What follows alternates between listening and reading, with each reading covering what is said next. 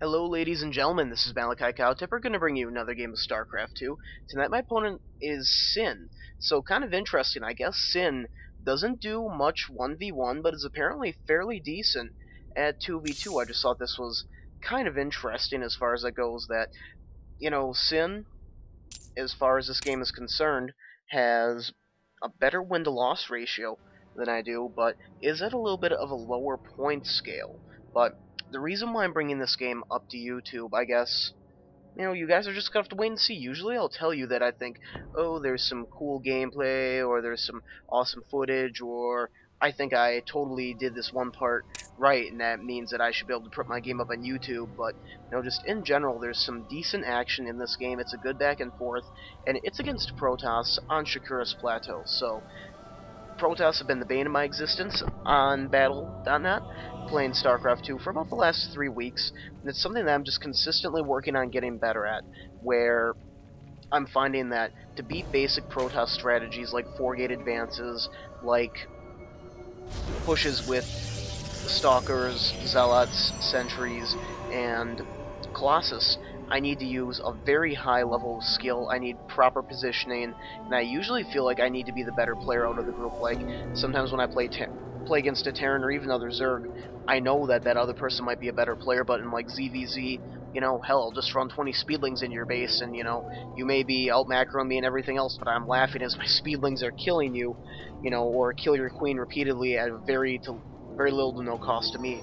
So, I guess Protoss has just been one of the matchups where I feel, at the end of the game, I feel most satisfied when I'm doing, versus a Protoss lately. So, checking this out, Shakura's Plateau again, awesome Zerg map because it just gives us an expansion. There's a nice wide ramp here, which means a little bit trickier for them to wall off, but also not as easy for them to choke us off right here, because what we really want to do is we want to get our creep out here and expand out. So what I'm going to do right off the bat, and just because you guys know I'm such a tool for my APM, nice, and I'm getting so close to getting it up to over 100 average. That makes me so happy, considering that 3 weeks ago I was struggling just to get it up to 60, so big ups to me, for myself.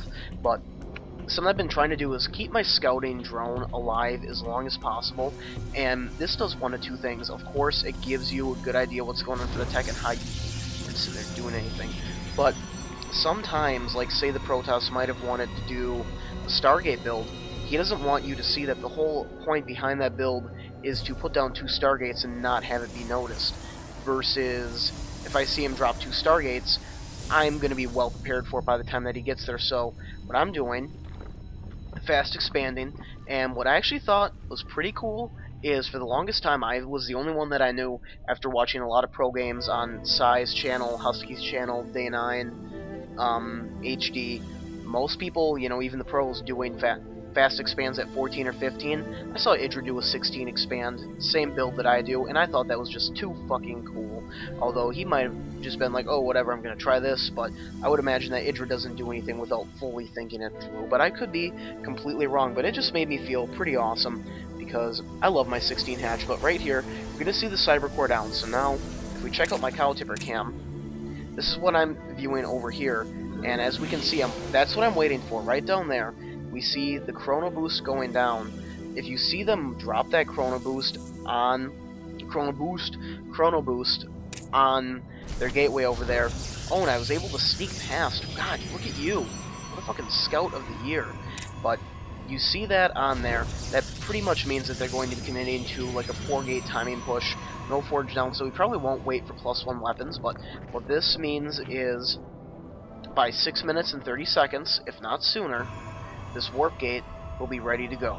And more than likely by almost the 6-minute mark, if we take a look at this, it's more than halfway completed. I need to get my 2v2 buddy way up on this, because he says the fastest he can do this is in 6 minutes 30 seconds.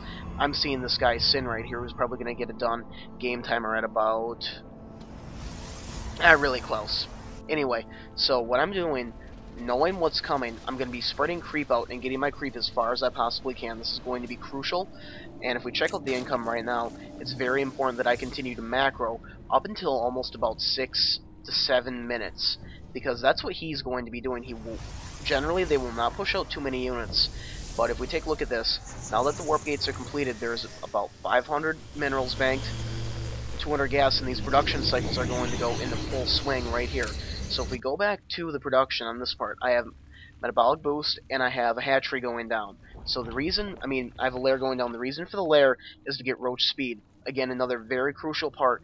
The biggest part about defending this against this is being able to be everywhere at once. You need speeded lings, you need speeded roaches, you need creep. It's just unbelievably important when you're doing this. Use your overlords, poop creep everywhere.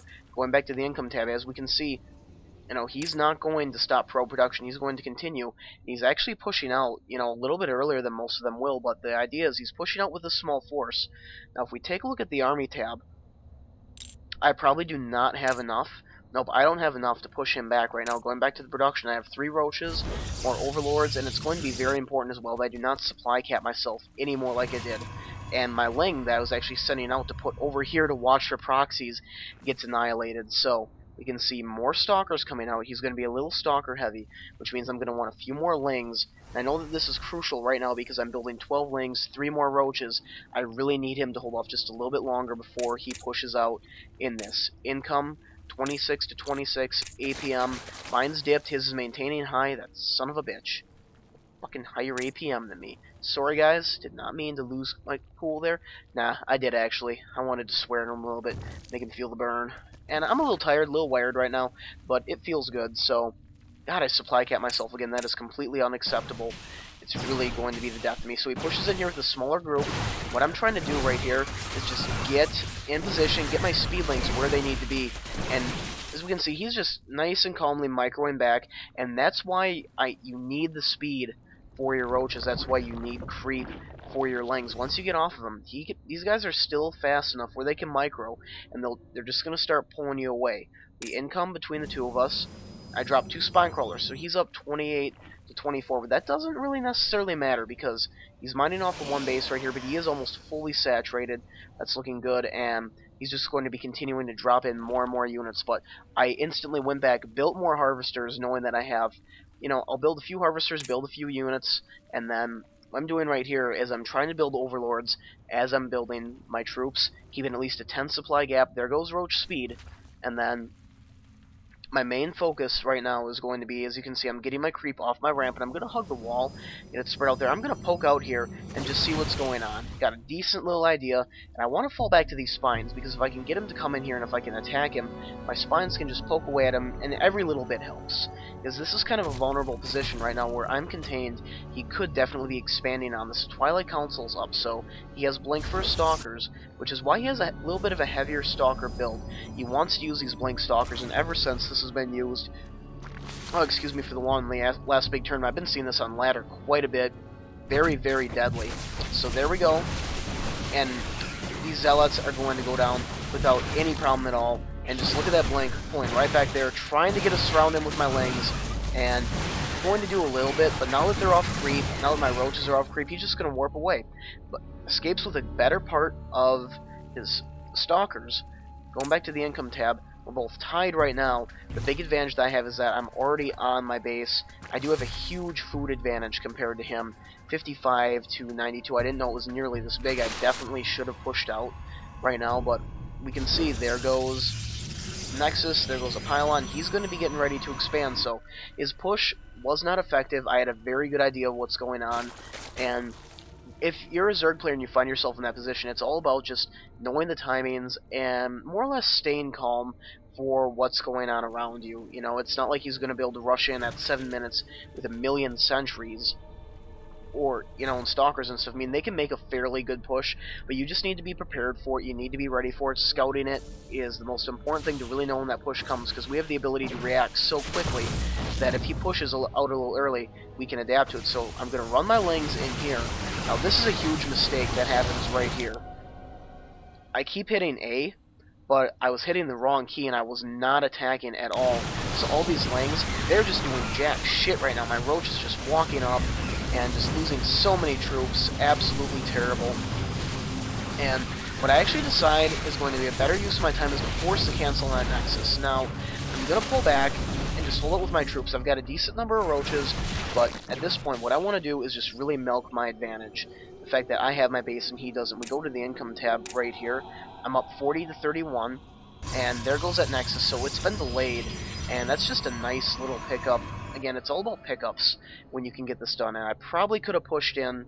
Now, knowing that I just denied his expansion, I can kind of have an idea what's going on here with my Overlord, because my Overlord is my bro, he's my champion, my everything.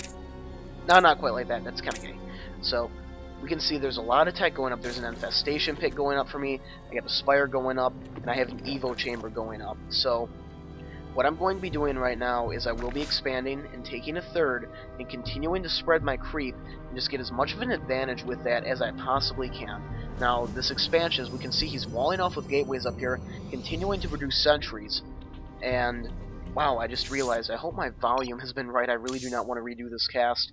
There we go. We're good to go. So, go to that 8 p.m. tab. Getting up back up there a little bit. I'm sorry, guys. You probably don't really care too much about the APM. It's just a nice little, you know, breaker as far as that goes. The Army tab right now is going to say that I still maintain about a 30 food advantage, which is nice, but he's doing very well in terms of composition. Well, maybe not so much composition, but just raw mineral-wise. It's a lot of stalkers there, and if microed properly, especially with Blink, I really do not like the setup that I have. Off creep, these roaches are going to be too slow, and they're going to be targets. I'm going to send a pack of Zerglings up here, just a little group. You know, if he has his troops out of position, I can maybe get in there, pick off a few workers. Let's check out the income tab. I'm up 48 harvesters to his 35. Stop them right here, pull up, and then just totally caught out of position. Face rape of the Zerglings. These guys never even knew what hit him. He wanted to get him really bad. He wanted to. Jimmy always wanted to kill himself a stalker. And seeing that, I know that there's about 24 stalkers. I'm a little light on the lings, but I've got almost 24 roaches, so matching this in combat on creep shouldn't be too big of a deal. But seeing them push out right before that last sling died, I get the feeling that he's going to be, you know, pushing out pretty soon. Now that there's sentries out, he's going to be using them for force fields. And going back there, let's take a look at the production tab. I have Neural Parasite going down. This is going to prepare me in case I have to deal with Colossi, which I'm really expecting him to transition into. Armor level 1 to counter ground attack level 1, which I'm assuming he'll have by this point. He actually doesn't. I don't even know if there's a Forge out on the field right now. Nope. And then Muta attack level 1. So I'm just throwing down a lot of attack right now. Actually doing a fairly decent job at keeping micro on my queens. Just I felt that this was a well-played game on my part, and kind of has kind of a how-to feel to it, because there's certain games that you get. Now right here, what I have to do is I'm going to have to build to bring my troops around and get a surround out on him, and there we go. That's what we like to see. So, he's creating force fields, but look, he's just able to blink right out of that. I pick off the sentries, but I've got so many lings. There we go. But that blink is going to be able to pull him back, get back here into the base if he can